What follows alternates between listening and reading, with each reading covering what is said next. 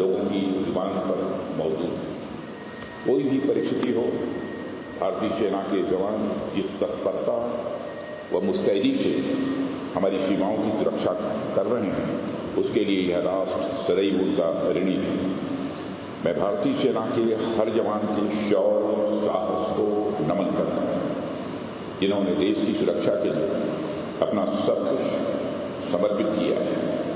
जैसा कि आप जानते हैं कि आज पूरा विश्व इंटरनेशनल योगा डे मना रहा है और हमारे ऋषियों और मुनियों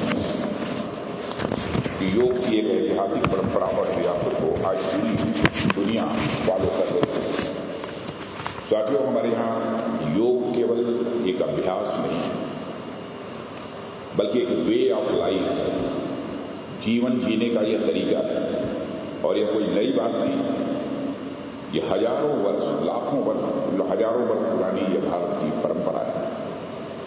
आप सोचिए, एक समय था जब योग को सिर्फ भारत के ऋषियों और योगियों तक ही यह सीमित माना जाता था, लेकिन आज न्यूयॉर्क का टाइम्स स्क्वायर हो या पेरिस का एफिल टावर हो, हर जगह लोग योग मैट बिछाकर सूर्य नमस्कार कर रहे हैं और योगा कर रहे हैं। क्या यह किसी चमत्कार से कम है? यह भारत की बढ़ती सॉफ्ट पावर है, भारत की बढ़ती सॉफ्ट पावर है और योग इसका सबसे ताकतवर एम्बेसडर बन चुका है। साथियों, आज जब दुनिया स्ट्रेस, एंजाइटी और कन्फ्लिक्ट से जूझ रही है, तो मैं समझता हूं कि योग दुनिया के सामने एक यूनिवर्सल सॉल्यूशन बनकर उभरा है। योग लोगों को क्या में क्लैरिटी दे रहा है, और मैं ये कहूँ तो गलत नहीं होगा कि योग एक आर्ट है, योग एक साइंस है, योग एक फिलॉसफी है और साथ ही साथ आध्यात्मिकता है, यानी स्पिरिचुअलिटी भी है।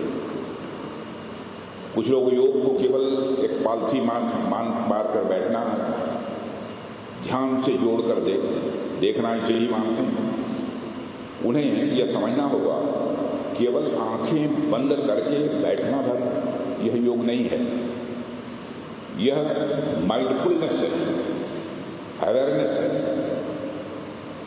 और यह वह आर्ट है जिससे हम अपनी भावनाओं को पहचानते हैं, उन्हें मैनेज करना भी सीखते हैं। लेकिन आपने कभी ध्यान दिया है, जब हमें गुस्सा आता है, क्रोध आता है, तो क्या होता है? हम बहुत इम्पल्सिव हो जाते हैं, हमारा खुद का कंट्रोल, खुद का नियंत्रण अपने पर समाप्त हो जाता है। लेकिन जो लोग दैनिक जीवन में लगातार योग से खुद जुड़े रहते हैं, वो आमतौर पर अपेक्षाकृत कम इम्पल्सिव होते हैं, उनका अपने ऊपर एक कंट्रोल बना रहता है। जब मैं कंट्रोल की बात कर रहा हूँ तो हालिया ऑपरेशन सिंदूर का उदाहरण मैं यहाँ आप सबके सामने जरूर रखना चाहूँगा।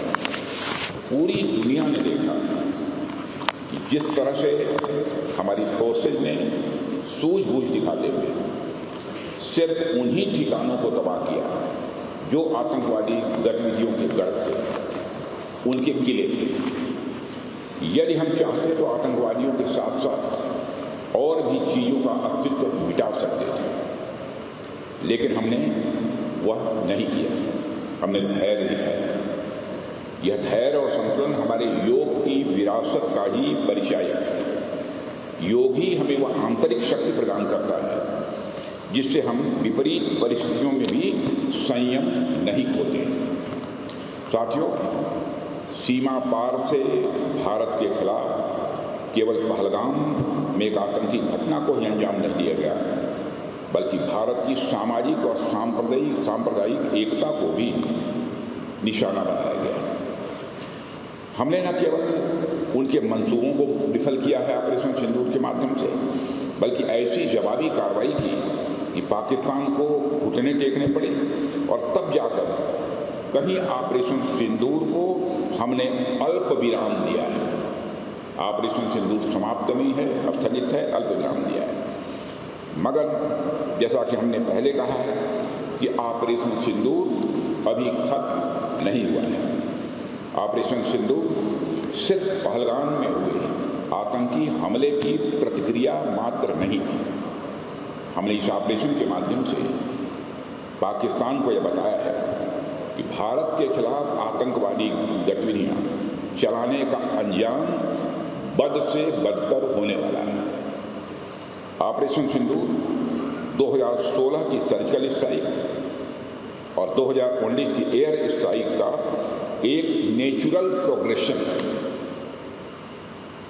ऑपरेशन सिंदूर के माध्यम से हमने पाकिस्तान को बता दिया है कि आतंकवाद से भारत को हजारों घाव देने का उनका अभियान अब सफल नहीं होने वाला है। भारत की धरती पर होने वाला कोई भी आतंकी हमला पाकिस्तान को बहुत ही महंगा पड़ने वाला है। आतंकवाद के खिलाफ भारत हर तरह की कार्रवाई करने के लिए पूरी तरह से तैयार है। आप सबके सामर्थ्य पर, आप सबके समर्थन पर, आप सबके जज्बे के आधार पर मैं ये बात कह रहा हूँ।